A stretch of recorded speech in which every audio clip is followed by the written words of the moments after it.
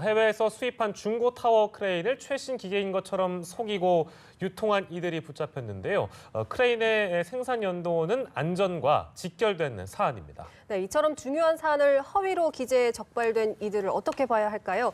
자세한 내용 정태원 변호사와 함께 살펴보겠습니다. 어서 오십시오. 네, 안녕하세요. 안녕하십니까? 예. 최근에 크레인 관련 사고가 워낙에 많았어서 이 내용이 굉장히 민감하게 또 다가오기도 합니다. 일단은 지금 생산 연도를 허위로 속인 거잖아요. 그렇습니다. 네, 일단 범행 수법이 어떤지 좀 알고 싶습니다.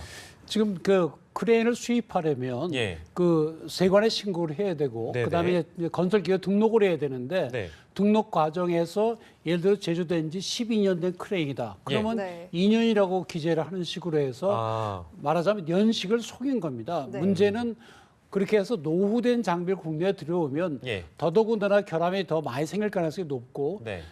사고가 생길 가능성이 훨씬 높아지는 거죠. 그래서 네네. 이번에 경찰에 단속을 한 것은 그렇게 연식을 속여서 국내에 등록한 경우에 예.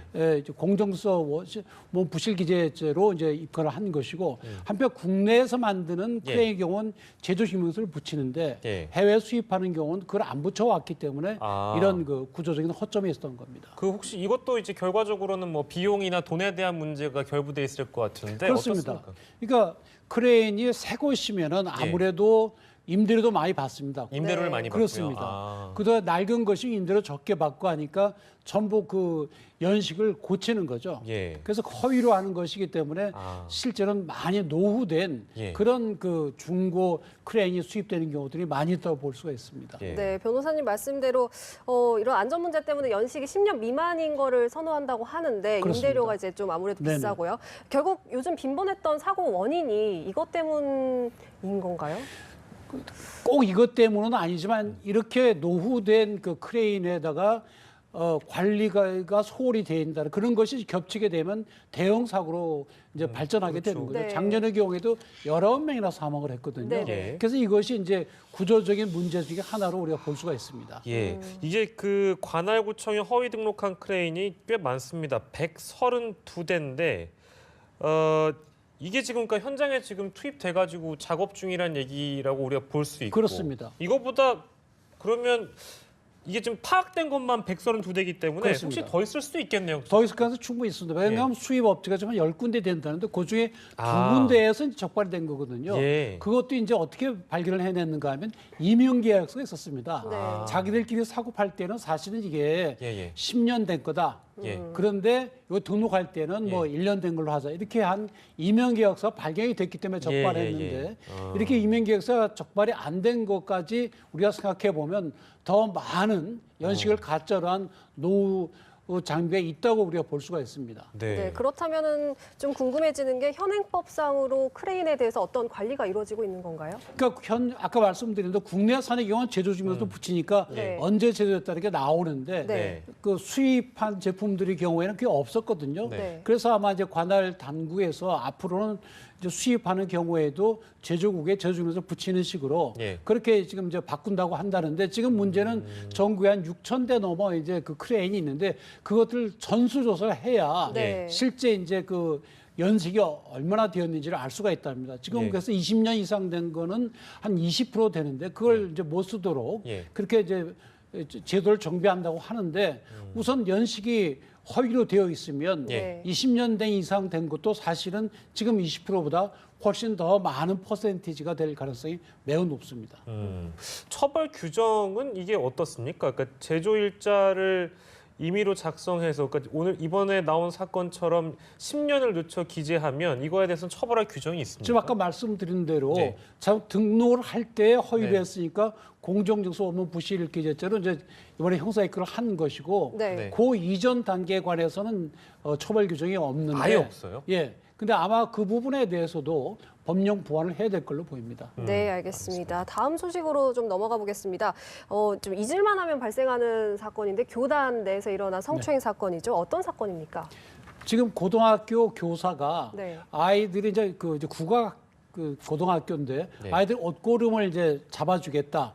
또 무슨 교복을 이제 뭐 잘 입어다 보겠다 하면서 치마 속을 들추는 등 예. 추행을 했다는 겁니다. 네. 그래서 학부모들이 신고를 했고 그거에 관해서 교육청과 문화체육부가 서로 상대방 책임을 미루고 하다가 결국엔 이제 경찰에 의해서 조사가 돼서 이제 구속된 사건입니다. 예. 근데 어떻게 교사가 그렇게 자기가 직접 지도한 학생들에 대해서 이런 일을 할 수 있는지 네. 굉장히 참 그 한심하기 짝이 없는 일입니다. 네, 그 말을 하는 것도 학생들한테 여자들은 임신하면 끝이다 뭐 이런 말을 했고 지금 보시는 것처럼 허리에 손을 감고 등교를 해준다 말든 이런 얘기를 하는 거는 글쎄요, 참 저도 답답하고 이런데 일단은 지금 지난 9월에 학부모 신고를 접수를 했는데 학교를 포함한 교육 당국의 대처도 저희가 좀 이거 봐야 될 것 같은데요. 이게 대처가 적절했다고 지금 알려지고 있습니까? 어떻습니까? 지금 아까 말씀드린 대로 이제 네. 국악 예고거든요. 네. 그래서 국악 예고에 관해서 이제 그 학부모들이 신고를 하니까 문체부에서 무슨 감사관실 같은 걸 만들어서 네. 조사를 하다가 이건 경찰에 좀 조사 중에 있다. 그리고 이건 교육청 관할이다. 그래서 이제 흐지부지 됐고요. 또 교육청 얘기는 이거는 문체부 직속인 것이 국악 예고다. 예. 그래서 거기도 흐지부지 됐고 결국 3개월 동안 시간만 낭비를 했고 예. 학교 당국은 우리 뭐 할 신고 다 했다고 이제 보고만 있었죠. 그래서 결국 이제 구속이 됐는데 앞으로는 이렇게 학부모들 직접 신고한 건 경우까지 이렇게 어영부영하는 일이 있어서는 안 될 걸로 보입니다. 네, 지금 성추행 사건으로 기소가 됐는데 이 사람은 이제 법적으로 어떤 처벌을 받게 되는 건가요? 지금 아동 청소년 그 성보호에 관한 법률로 이제 좀 구속이 되어 있는데 이 법에 따르면 아이들에 대해서 이렇게 강제추행을 하면 2년 이상 징역에 처하도록 되어 있습니다. 네. 따라서 2년 이상 징역형에 처해질 걸로 보이고 학교에서는 아마 징계 처벌을 받아서 예. 파면 또는 해임이 될 걸로 보입니다. 파면 또는 해임이요. 그렇습니다. 자, 이거는 이제 그 국내에서 이뤄진 일은 아니고요. 이제 국외에서, 그러니까 해외에서 벌어진 일인데 이것도 저희가 짚어볼 필요가 있다고 생각하는 게 아이들이 워낙에 이제 장난감을 가지고 많은 사고들을 발생시키다 보니까 미국에서 8세 여자 어린이가 비비탄 총에 맞아서 숨지는 사건이 발생했습니다. 그런데 국내 어린이들도 이런 총을 가지고 많이 이제 놀기도 하잖아요. 워낙에 위험성에 대해서는 예전에도 한번 언급이 된 적이 있어서 이건 어떤 사건입니까? 일단 짚고 넘어가죠.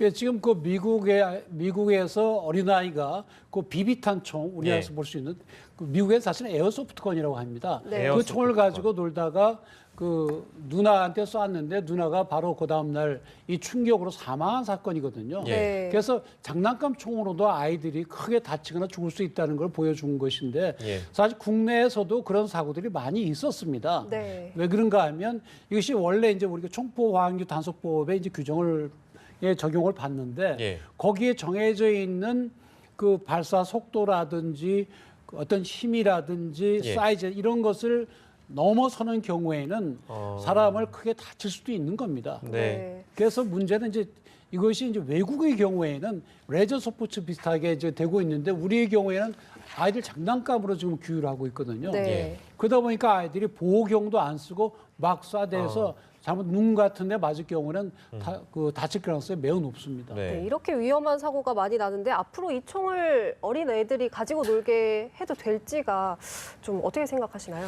우선 이거 자체에 대해서 규제를 더 해도 문제는 어른들한테 사실 잘못이 있는 겁니다. 네. 왜냐하면 그러니까 이걸 지금 팔 때도 그 어린이용 청소년 어린이들이 구분해서 팔도록 되어 있거든요. 네. 근데 그것도 제대로 안 되고 아이들이 문방구 같은 데 가서 구입을 할 수 있거든요. 예, 예. 네. 그리고 또 부모들이 또 어른 걸 아이들 사주는 경우도 있고 그게 굉장히 위험한 거죠. 네. 그래서 아이들이 가지고 놀지 못하도록 철저히 그 부모들이 단속을 해야 되겠고 또 하는 경우엔 보호경 같은 걸 꼭 끼워서 하도록 해야 될 걸로 보입니다. 네. 근데 이게 뭐 이제 법적으로 단속 대상이 되지 않는 상황이기 때문에 저희가 이거는 뭐 이제 개조하거나 이렇게 되면 나중에 사람이 크게 다치게 되면 이거를 미연에 단속하지 못한 게 가장 큰 문제 아니겠습니까? 개선될 점이 필요하지 않을까요? 그러니까 개조를 하게 되면 그거는 이제 모의 총포가 돼서 예. 그것 자체로 형사처벌을 받게 됩니다. 예. 네. 그런데 이제 고치지 않은 경우에 총포 화학력 관리에 관한 법에 따라서 그 기준 안에 있는 것은 이제 예. 단속은 안 되는데 지금 말씀드린 대로 네네. 어른들이 챙겨보는 것이 지금으로선 최선입니다. 네, 고맙습니다. 알겠습니다. 오늘 말씀은 여기까지 듣도록 하겠습니다. 오늘 다양한 사건 사고 소식 정태원 변호사와 함께 이야기 나눠봤습니다. 고맙습니다. 감사합니다.